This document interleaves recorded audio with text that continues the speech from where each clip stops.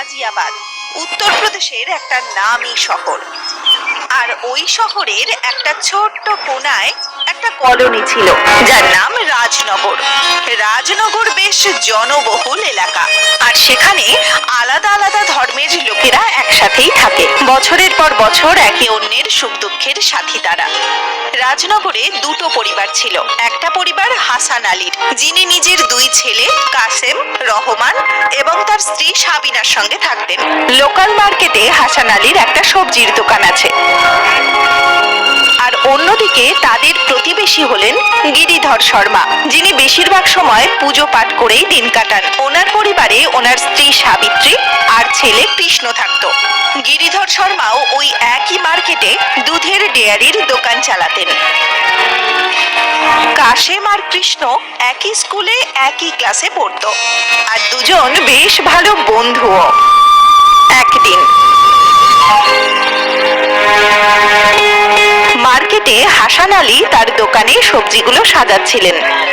তখনই তার ছেলে কাশেম আর কৃষ্ণ স্কুল ড্রেসেই দোকানে এলো। আব্বু, এই নাও তোমার খাবার। আমি বলেছে সময় মতো খেয়ে নিতে। হ্যাঁ বেটা, ঠিক আছে, আমি খেয়ে নেবো। চাচা, কেমন আছো তুমি? আরে কৃষ্ণ, আমি ভালো আছি বাবা। তোমাদের পড়াশোনা কেমন চলছে? পড়াশোনা খুবই ভালো চলছে চাচা। খুদা হাফিজ আব্বু। খুদা হাফিজ বেটা। তারপর দুজনে মিলে স্কুলের দিকে এগিয়ে গেল। একদিন বাড়ির নিজের নিজের ছাদে সাবিত্রী আর সাবিনা মিলেমিশে চালের পাঁপড় বানাচ্ছিল। আরে দিদি, যদি তুমি আমাকে এই পাঁপড় বানানো না শেখাতে আমি কোনোদিনই শিখতে পারতাম না। আর জানো তো, কাশেম আর রহমানের বাবা চায়ের সঙ্গে শুধু পাঁপড়ই চায়। বোন, পড়শি হওয়ার তো কিছু সুবিধা পেতে হবে না? আর তুমিও তো আমাকে সিমাই বানানো শিখিয়ে দিয়েছো। তখনই সাবিনা চুপ করে গেল, আর তার মনটা উদাস হয়ে গেল। তখনই সাবিত্রী জিজ্ঞাসা করলো, কি হয়েছে সাবিনা, তুমি এরকম উদাস হয়ে গেলে কেন? কোনো কথা আছে যেটা তুমি লুকাচ্ছ? বলো না, মন হালকা হয়ে যাবে। দিদি, জানি না বলাটা উচিত কিনা, কিন্তু মন মানছে না।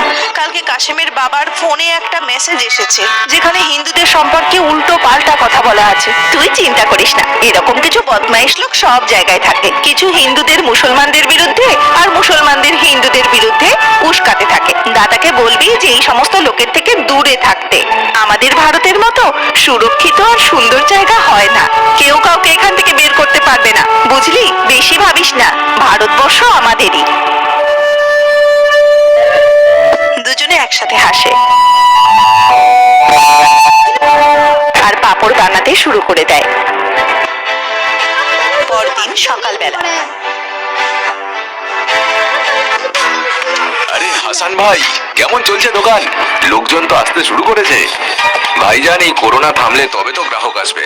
এখনো তো মন্দাই চলছে। মাস্ক পরতে পরতে কানের ডিরেকশন চেঞ্জ হয়ে গেছে। কথা তো ঠিক বলেছেন। মাস্ক পরে থাকুন। শুনেছি চালান নাকি 500 টাকার। কামানির থেকে বেশি টাকা তো শ্বশুর নিয়ে চলে যাবে।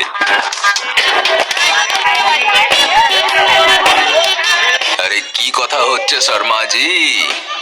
আরে কিছু না পান্ডেজি, অপেক্ষা করছি গ্রাহকের, আর কিছু না। আচ্ছা আচ্ছা, ঠিক আছে, মাস্ক পরে থাকুন। শরীরের জন্য ঠিক থাকবে আর আপনার পকেটের জন্যও। আর হ্যাঁ, দোকান 5টায় বন্ধ করে দেবেন। শহরের অবস্থা খুব একটা ভালো নয়। হ্যাঁ। আর পাশ ফিরে হাসান আলীর দিকে তাকিয়ে বলল, হাসান ভাই, 2 কিলো পেঁয়াজ আর 1 কিলো টমেটো প্যাক করে রাখবেন। সন্ধ্যেবেলা নিয়ে যাবো। ঠিক আছে।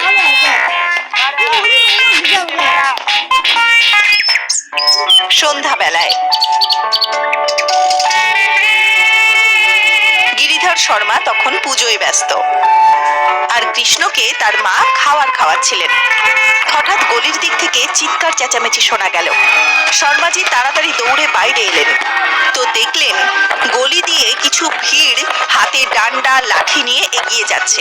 তখন শর্মাজি সমস্ত কথা তার স্ত্রীকে খুলে বললেন।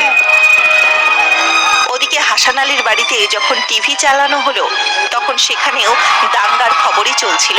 সম্পূর্ণ গাজিয়াবাদে পুলিশ ছেয়ে গেছিল। কাশেমের বাবা, এসব কি হচ্ছে? যে কথাগুলো ছড়িয়েছিল সেগুলো সত্যি নয় তো? আরে বেগম, কেমন কথা বলছো? চিন্তা করো না তুমি, সব ঠিক হয়ে যাবে। রাত রাত্রিবেলা গিরিধর আর হাসান আলী বাড়ির ছাদে এলো। আরে হাসান ভাই, শহরে কি হচ্ছে এসব? কিছু তো বুঝতেই পারছি না। ভাইজান, এখন আমাদের দেশের অবস্থা খুবই খারাপ। না জানি কার নজর লেগে গেছে আমাদের ভারতে। আচ্ছা হাসান ভাই, কোনো প্রয়োজন পড়লে আমাকে বলবেন, আর সম্ভব হলে বাড়ির বাইরে বেরোবেন না। নমস্কার, চলি। হ্যাঁ ভাইজান, আপনারাও আপনাদের খেয়াল রাখবেন। আল্লাহ হাফিজ। তারপরেই রাত্রিবেলা কিছু অজানা লোকের ভিড় হাসান আলীর বাড়ির সামনে একত্রিত হচ্ছিল। তারা দরজায় ঠকঠক করা শুরু করে দিল। সবাই মিলে ভয় পেয়ে গেল। হে আল্লাহ, এবার কি হবে? এই ভিড়ের লোকেরা না জানি কি করবে। কাশিম, রহমান, কোথায় তোমরা? সবাই ঘরের মধ্যে লুকিয়ে পড়ো। সাবিনা, ভয় পেও না, দরজা খুলছি। তুমি দরজা খুলো না, ওরা আমাকে আর তোমাকে মেরে ফেলবে। এরই মধ্যে কাসেম ফ্যান্সি ড্রেস কম্পিটিশনে সাজার জন্য একজন পণ্ডিত সেজে মা বাবার সামনে এলো আর বলল, আমি আব্বু, তোমরা লুকিয়ে পড়ো। আর দেখতে না দেখতেই সে দরজাটা খুলে দিল। ভিড়ের লোকেরা যেই তাকে দেখলো অমনি বলল, আরে চলো চলো চলো, এটা তো পণ্ডিতের ঘর, চলো এখান থেকে। সমস্ত ভিড় তাদের বাড়ি থেকে আগে এগিয়ে গেল। আর হাসান আলী, কাসেম, রহমান আর তার স্ত্রীকে নিজের বুকে জড়িয়ে ধরলেন। হে খোদা, তোমার অসংখ্য ধন্যবাদ। ওদিন রাতেই আরো কিছু লোকের ভিড় এসে জমল গিরিধরের বাড়ির সামনে। দরজাটা ভেঙে ফেলো। কার বাড়ি এটা? খোলো দরজা। হায় ভগবান, এ কি হচ্ছে? রাম রাম রাম রাম রাম, আমার বাচ্চারা আমাদের রক্ষা করো ভগবান। সাবিত্রী আর শর্মাজি ভীষণ ভয় পেয়ে গেলেন।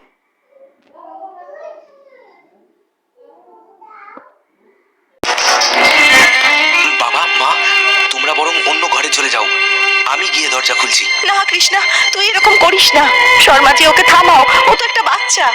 না গো, এখন কৃষ্ণই আমাদের রক্ষা করতে পারেন।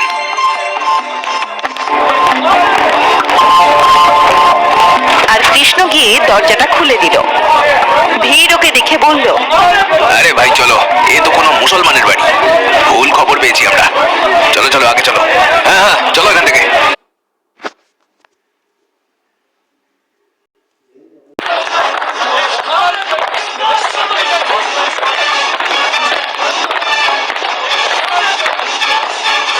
ভিড় চলে যাওয়ার পর গিরিধর শর্মা আর তার স্ত্রী কৃষ্ণাকে বুকে জড়িয়ে ধরে কাঁদতে লাগলো।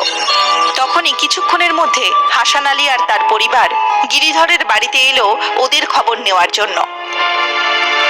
আরে গিরিধর ভাই, আপনারা সবাই ঠিক আছেন তো? হ্যাঁ হাসান ভাই, আজ কৃষ্ণ তো মুসলিম টুপি পরে আমাদের বাঁচিয়ে নিল, না হলে তো এই ভিড় আমাদের প্রাণেই মারত। কি, যখন আমাদের বাড়িতে ভিড় হয়েছিল তখন কাসেম আমাদেরকে হিন্দু হয়ে বাঁচিয়েছিল। হাসান আলী ভাই, এই বাচ্চারাও বোঝে যে জাতি ধর্ম বলে কিছু হয় না, সব থেকে বড় ধর্ম হলো মনুষ্যত্ব। কিন্তু আমাদের সমাজের এত সংখ্যক লোক পড়াশোনা জানা সত্ত্বেও একে অন্যের প্রাণের পেছনে পড়ে আছে। সেই জন্যই তো দেখুন, আজ কোথাও রাম তো কোথাও রহিম হয়ে আমাদেরকে বাঁচিয়ে গেল। রাম রহিম সবাই এক সমান চাচা, আমরা সবাই সমান। আমাদের শুধু কিছু মনুষ্যত্বের শত্রুরা আলাদা রেখেছে। যদি আমরা তোমরা সবাই চাই তাহলে সর্বদাই ভালোবাসার সাথে থাকতে পারবো। কাশেম আর কৃষ্ণা দুজন দুজনের হাত ধরে বলল, যেমন আমি আর কৃষ্ণ প্রতিজ্ঞা করেছি যে যা কিছুই হয়ে যাক না কেন আমরা ভারতকে ভাগ হতে দেব না, কারণ এই ভারতবর্ষ আমাদের। তারপর সবাই মিলে আনন্দের সঙ্গে সেখানে বাস করতে থাকলো।